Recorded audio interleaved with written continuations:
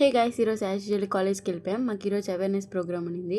ఎందుకంటే ట్యాబ్లెట్స్ ఎలా వాడాలి, సెల్ఫ్ మెడికేషన్ కరెక్టా రాంగా, ఏ ట్యాబ్లెట్ వల్ల ఏ సైడ్ ఎఫెక్ట్ వస్తుంది అని చెప్పి అవేర్నెస్ ప్రోగ్రామ్ కండక్ట్ చేశారు.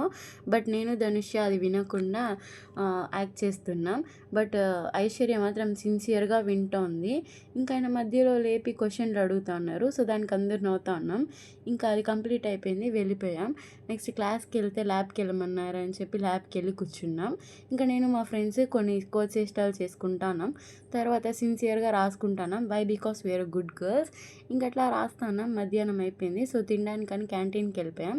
క్యాంటీన్కి వెళ్ళి ఆర్డర్ చేసుకున్నాం ఫుడ్, గోబీ రైస్.